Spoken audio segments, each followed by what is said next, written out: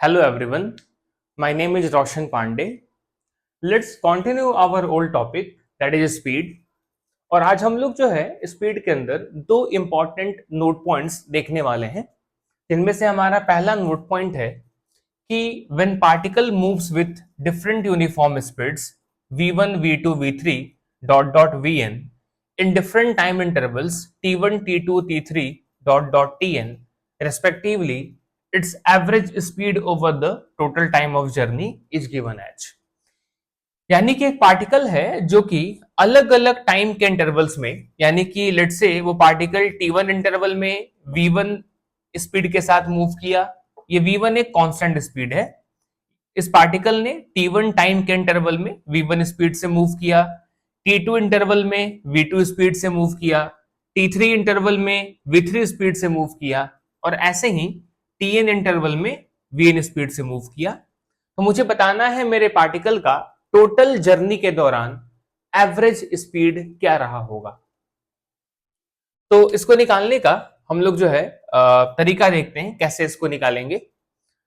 मुझे निकालना है एवरेज स्पीड और मुझे पता है इसकी वैल्यू क्या होती है, टोटल डिस्टेंस ट्रेवल्ड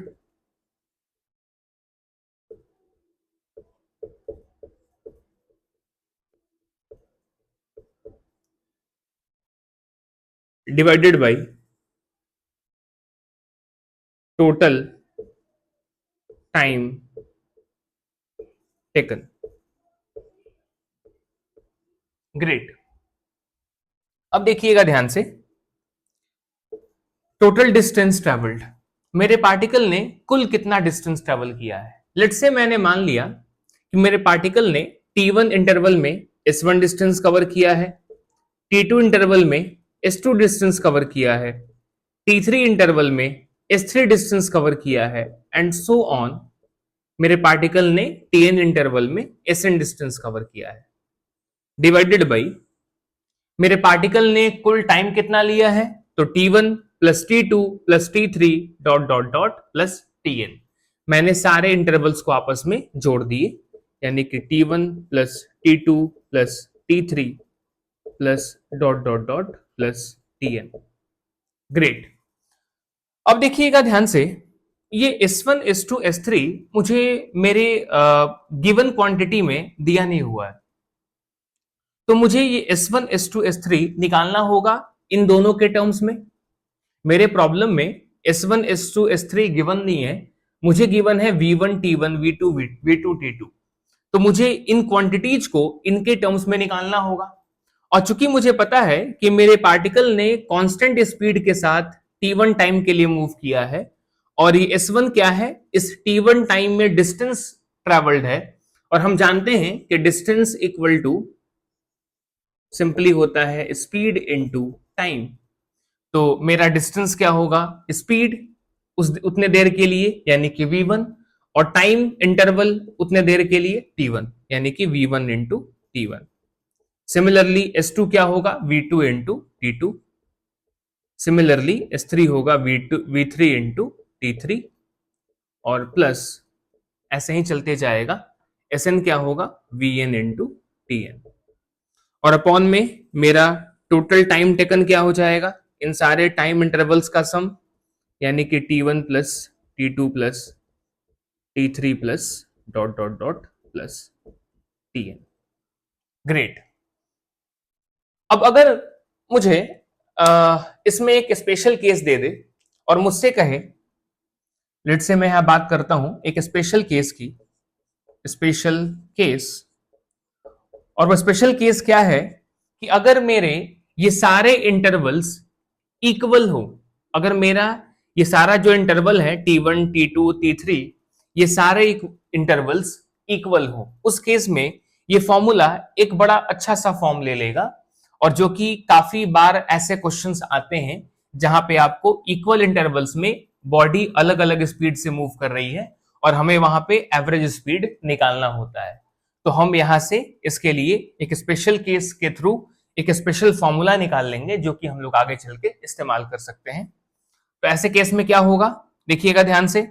तो मेरा सारे मेरे स्पेशल केस में क्या है कि मेरा T1 T2 T3 ये सारे Tn तक आपस में इक्वल है और मैं इन सबको बोल देता हूं ये सब T के बराबर है। तो देखिएगा मेरे फॉर्मूले में चेंज क्या आएगा, मेरा एवरेज स्पीड क्या हो जाएगा, V1 इंटू इसके बदले में क्या लिख सकता हूं T plus V2 into T plus V3 into T, ऐसे करते करते Vn into T divided by T plus T plus T, कितनी बार ऐसा होगा n टाइम्स, तो ये नीचे क्या बन जाएगा n इंटू T, और यहां से मैं T कॉमन निकाल सकता हूं, मैंने T कॉमन निकाल लिया और नीचे भी एक T है, ऊपर वाला T नीचे वाले T से कैंसिल हो गया और ये फॉर्मूला क्या निकल के आ जाएगा V1 plus V2 plus V3 plus dot dot dot plus Vn upon T, sorry upon N। ये हो गया मेरा एवरेज स्पीड निकालने का फॉर्मूला इस स्पेशल केस में। और स्पेशल केस क्या है कि जब मेरी बॉडी इक्वल टाइम इंटरवल्स के लिए, जब मेरी बॉडी इक्वल टाइम इंटरवल्स के लिए अनइक्वल स्पीड के साथ मूव कर रही हो, तो उस केस में हम एवरेज स्पीड इस तरह से निकाल सकते हैं। ग्रेट, चलिए अब देखते हैं हमारा आज का सेकंड नोट पॉइंट स्पीड के लिए। When a particle describes different distances s1, s2, s3 dot dot sn with speeds v1, v2, v3 dot dot vn respectively, then the average speed of the particle over the total distance can be given as। अब देखते हैं इसको हम लोग कैसे करेंगे। हमारा problem statement है कि एक पार्टिकल है जो कि आपको जो है अलग अलग डिस्टेंसेस को अलग अलग स्पीड के साथ कवर करता है। पार्टिकल ने डिस्टेंस s1 को कवर किया स्पीड v1 के साथ, पार्टिकल ने डिस्टेंस s2 को कवर किया स्पीड v2 के साथ, पार्टिकल ने डिस्टेंस s3 को कवर किया स्पीड v3 के साथ, पार्टिकल ने डिस्टेंस sn को कवर किया स्पीड vn के साथ। तो बताना है कि मेरे पार्टिकल का इस पूरे जर्नी में एवरेज स्पीड क्या रहा होगा। आइए देखते हैं। मुझे पता है कि average speed is nothing but total distance travelled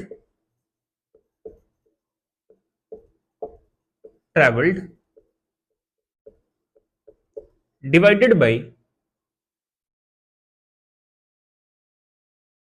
total time taken.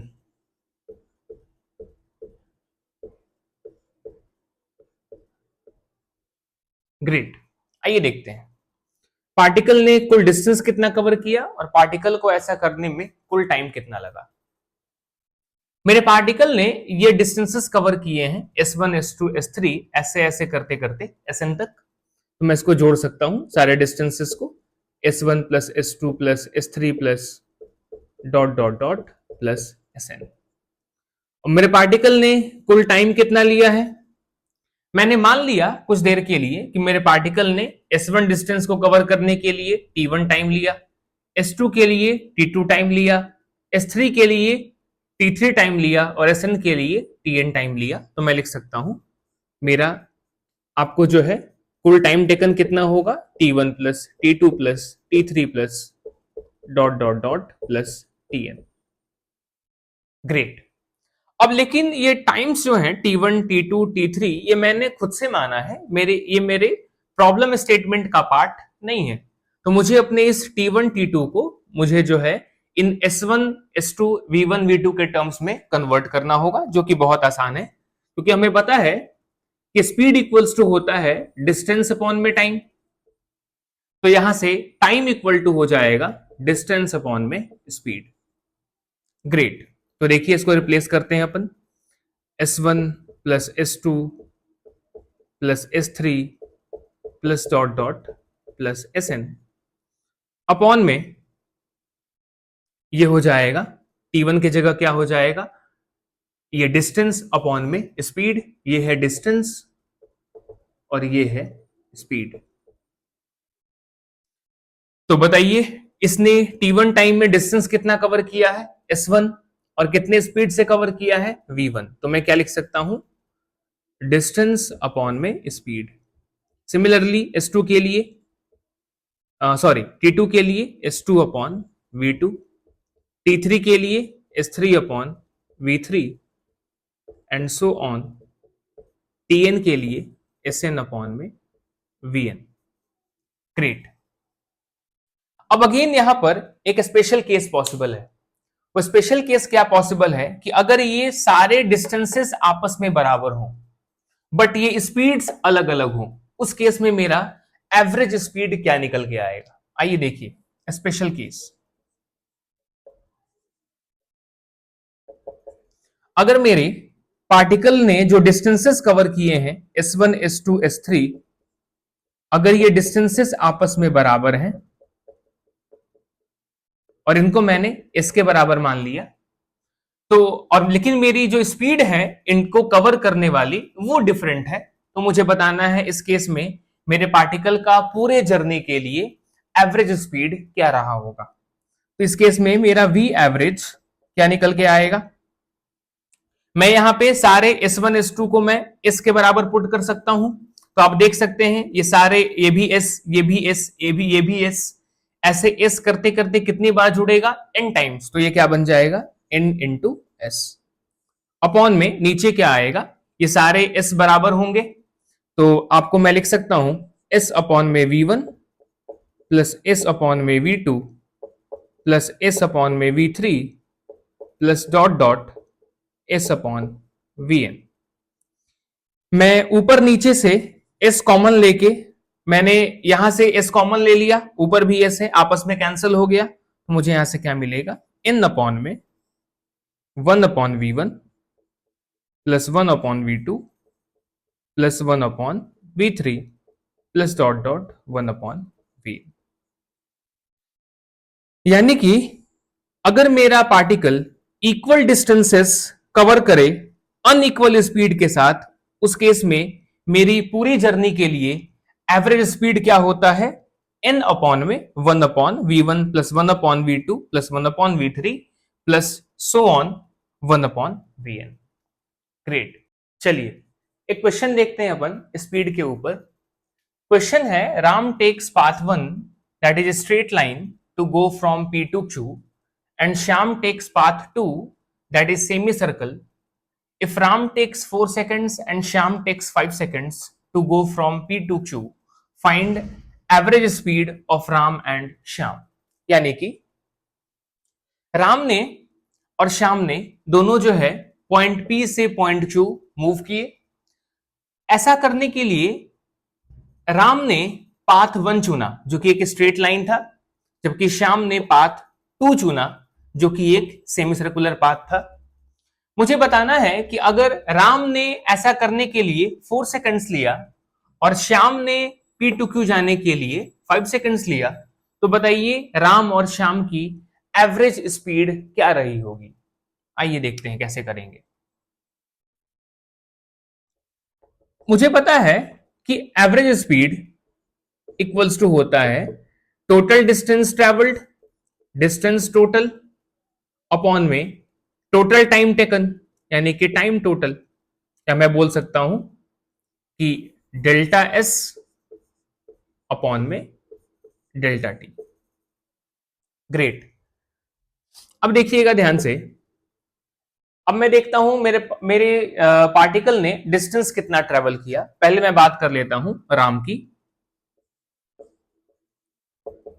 Ram की मैं निकालने वाला हूं एवरेज स्पीड राम का। तो राम ने कुल डिस्टेंस कितना कवर किया, राम P to Q गया है इस स्ट्रेट लाइन पाथ के थ्रू, तो राम का डिस्टेंस कितना होगा 100 मीटर, और राम को ऐसा करने में टाइम कितना लगा है 4 सेकेंड्स। तो मेरा यहां से स्पीड निकल के आएगा राम का एवरेज स्पीड 25 मीटर पर सेकेंड। चलिए अब निकालते हैं श्याम का।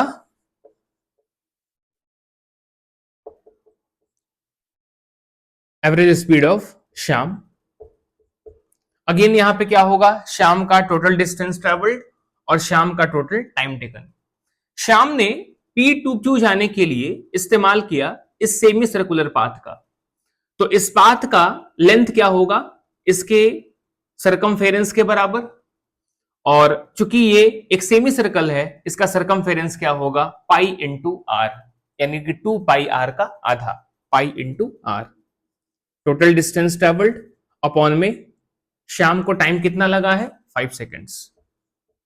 5 सेकेंड्स। पाई की वैल्यू मैं ऐसा ही छोड़ देता हूं पाई के टर्म्स में। आर क्या होगा, अगर ये पूरा डायामीटर है 100 मीटर तो रेडियस कितनी होगी, 50 मीटर, इंटू 50 अपॉन 5, ये होगा मीटर पर सेकेंड। 50 कट जाएगा 5 से 10 टाइम्स, तो 10 पाई मीटर पर सेकेंड। आप चाहें तो इसको कन्वर्ट कर सकते हैं पॉइंट के फॉर्म में। पाई की वैल्यू होती है 3.14, आपको जो है आफ्टर मल्टीप्लाइंग विथ 10 ये बन जाएगा 31.4 मीटर पर सेकेंड। चलिए अब देखते हैं अपन अगला क्वेश्चन। क्वेश्चन है, a particle travels half of the total distance with speed v1 and next half with speed v2 along a straight line, find out the average speed of the particle. यानी कि एक particle है जो कि अपने total distance का आधा part cover करता है स्पीड v1 के साथ, और अगला आधा पार्ट कवर करता है स्पीड v2 के साथ एक स्ट्रेट लाइन के लॉन्ग। तो बताइए उस पार्टिकल की एवरेज स्पीड क्या रही होगी। बहुत सिंपल क्वेश्चन है। लेट्स से ये मेरे पार्टिकल का स्टार्टिंग पॉइंट है और ये मेरे पार्टिकल का एंडिंग पॉइंट है, जो कि पार्टिकल ने स्ट्रेट लाइन पाथ पे मूव किया है। तो ये मेरे पार्टिकल का टोटल डिस्टेंस होगा। लेट्स से मैंने इसको मान लिया 2s। अब मेरे पार्टिकल ने आधा डिस्टेंस यानी कि s डिस्टेंस कवर किया है स्पीड v1 के साथ, और मेरे पार्टिकल ने अगला आधा डिस्टेंस यानी कि अगला s कवर किया है स्पीड v2 के साथ। तो मुझे बताना है कि मेरे पार्टिकल की एवरेज स्पीड क्या होगी। चलिए देखते हैं कैसे निकालेंगे solution. Speed average v average equals to total distance travelled upon total time taken. मेरे पार्टिकल ने कुल डिस्टेंस कितना ट्रेवल किया, s प्लस एस यानी कि 2s। मेरे पार्टिकल ने कुल टाइम कितना लिया, तो लेट से मैंने बोल दिया अगर कि मेरे पार्टिकल ने इस वाले को कवर करने के लिए t1 टाइम लिया और इस वाले के लिए मेरे पार्टिकल ने t2 टाइम लिया। नीचे टाइम क्या हो जाएगा, t1 प्लस t2। बट याद रहे हमारे क्वेश्चन में, हमारे प्रॉब्लम में v1 और v2 गिवन है, ना ही तो s गिवन है और ना ही t1 या फिर t2 गिवन है। तो मुझे वो सारे वेरिएबल जो मैंने खुद से माने हैं मुझे वो यहां से एलिमिनेट करने होंगे और मेरा आंसर गिवन वेरिएबल के टर्म्स में ही आना चाहिए। तो मैं क्या करता हूं, मैं टाइम को लिखता हूं आपको जो है s और v के टर्म्स में, क्योंकि मुझे पता है कि स्पीड इक्वल्स टू होता है डिस्टेंस अपॉन में टाइम, अपॉन में टाइम। तो यहां से मेरा टाइम इक्वल्स टू हो जाएगा डिस्टेंस अपॉन में स्पीड।